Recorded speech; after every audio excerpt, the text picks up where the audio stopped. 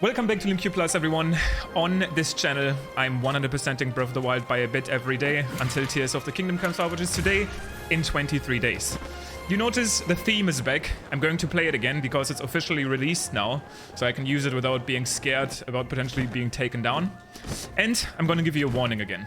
Again, if you've been following my Twitter like at all these recent days, I kind of turned into a straight up like theory YouTuber, I guess.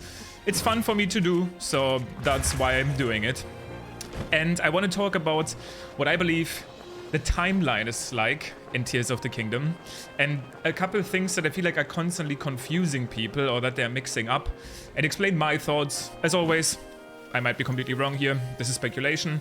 I'm not going to be using leaks here, but I also do want to mention that if any of these things ends up being true, I'm also fighting these guardians here at the same time, then I just want you to know that this is your essential like spoiler warning. If this actually ends up being the truth, I don't want people to be like, wow, you spoiled it for me, right? So that's my warning there. And I wanted to just mention that.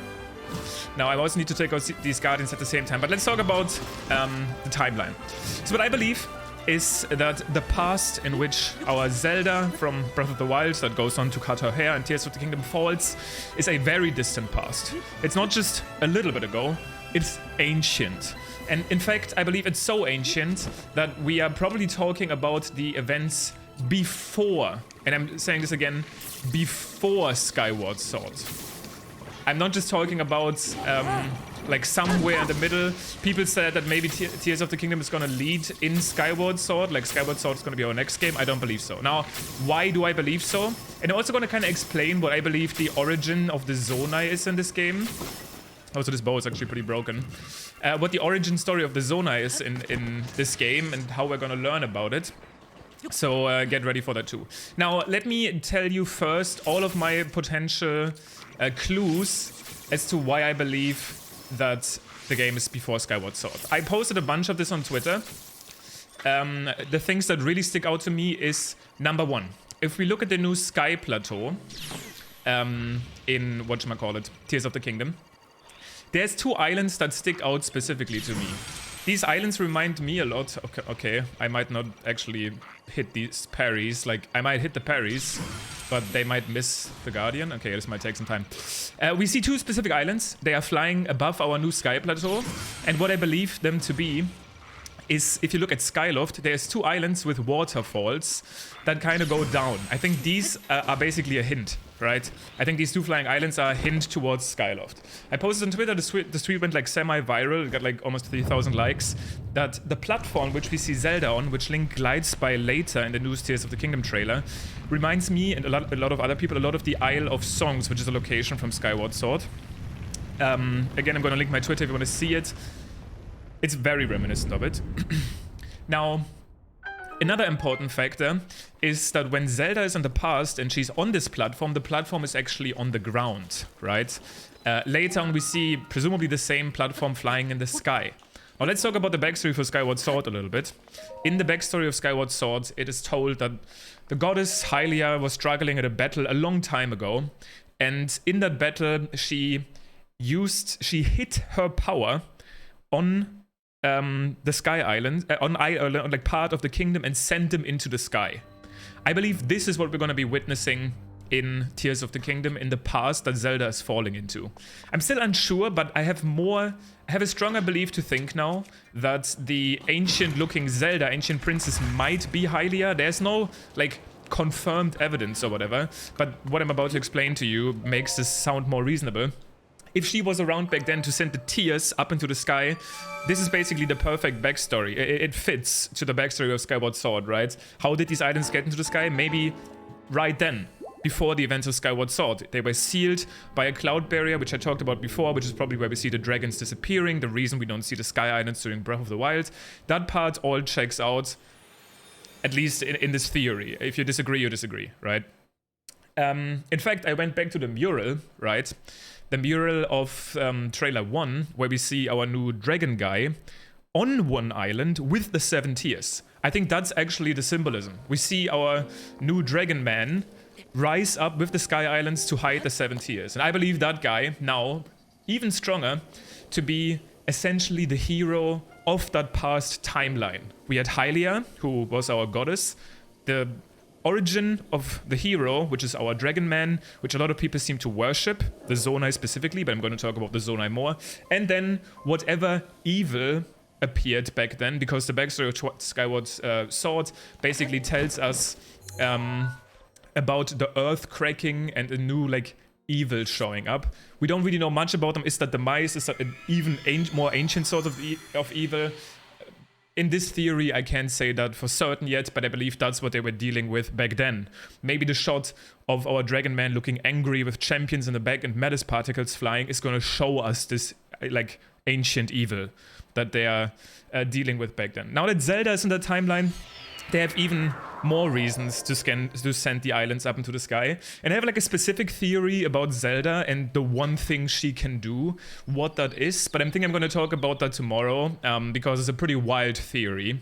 So I want to stick with the timeline and the Zonai or the people of that past a little bit more. So let's say Zelda falls into that time. Eventually they go on to send these islands up into the sky. All of the events of the Zelda timeline transpire, and I'm sure it's going to be impossible to explain them all for Nintendo, but just as like a general idea, right? And eventually we arrive in the present where the cloud barrier will either be dispelled or broken, and Link can now explore these sky islands, eventually recover the tears. Now, who are the Zonai and how do they play into that? I believe Zonai is not a race, not a tribe. I believe Zonai is the way a specific amount of people, a specific type of people were called. Zonai, in general, stands for, is basically derived from a Japanese word for mystery. Mystery, like that's basically what they stand for. Now, if Hyrule was just one kingdom in the past that Zelda gets into with no sky islands, I believe there were just people. There were no Zonai, no Hylians, no Sheikah. Everyone back there in my mind were people. They were basically like the original people of the kingdom, right? Kind of like the caveman. This is also why I think Zonai are believed, or are being basically explained as a savage warlike tribe. They're like the caveman, but everyone was back then. I believe Zonai specifically are the people that were sent up into the sky with the islands. That would explain their mysterious vanishing. Later on, they're referred to as the people of the sky, Zonai, this mysterious tribe that vanished. I believe that's what the Zonai are. People that used to live in the ancient kingdom and went up into the sky with the islands that Hylia sent there. Now there's more people. I believe there's surface dwellers, people that stay behind. And I believe these people that dwell on the surface are later on described to us as Hylians, the normal people. They go on to be the normal people of the kingdom. Now with the heavy focus on underground and the Sheikah being described as essentially people of Shadow, the Shadow tribe, I believe there's a chance that a lot of the Sheikah back then went underground. Maybe were already living underground, but they still belong to the same people. They're still essentially the same race. And this would also maybe explain why they still have these Sheikah eyes drawn on their forehead, right? Maybe they were also worshipping the same person that the Zonai were worshipping, our new mysterious dragon deity. And maybe this guy is in fact the ancient hero, the very ancient hero. Not the hero from the tapestry in Breath of the Wild. I think the tapestry that we learn about from Impa is much later compared to where Zelda falls into Tears of the Kingdom. I think Tears of the Kingdom goes to the very beginning, where Hylia was around, the original version of our ancient hero, and maybe we just hear about a different version of that same ancient hero 10,000 years ago. The Sheikah had built guardians at that time, they had built shrines. By the way, the Sheikah going underground would also explain why their towers and shrines rise from underground. That's where they were like originally constructed, right? I think that checks out as well. So I believe the Sheikah are basically our Shadow Underground people. The Zonai are the people from the skies that were sent there a long time ago with the kingdom, and our Hylians are the surface dwellers. That's kind of my explanation of the timeline and how these people came to be. This would explain why Sheikah have eyes drawn on their foreheads, why Zonai were also still like worshipping that ancient hero, the dragon, the guy of courage, right? While still being like supporters and worshippers of Hylia, who was still their goddess, but I think our dragon deity was their hero. And it was the hero of the Sheikah as well, and the hero of the Hylians. And I believe Link is gonna take that role in Tears of the Kingdom, somehow fusing or inheriting the power of this dragon, or maybe awakening to his full potential. And he will be the hero of Hyrule. Think about that a little bit more. Think about the shots in the new trailer where Link is essentially leading everyone. He's leading the Gorons. He's leading presumably the champions. He's leading Hylians and Hateno. We see many of these shots. Link, I think, is now their leader. He has now went on to presume that role. Now Zelda's role, I guess I already said, I think this game is going to be drastically different. The one thing she can do, I think, is very heavily centered around the curse that the mice.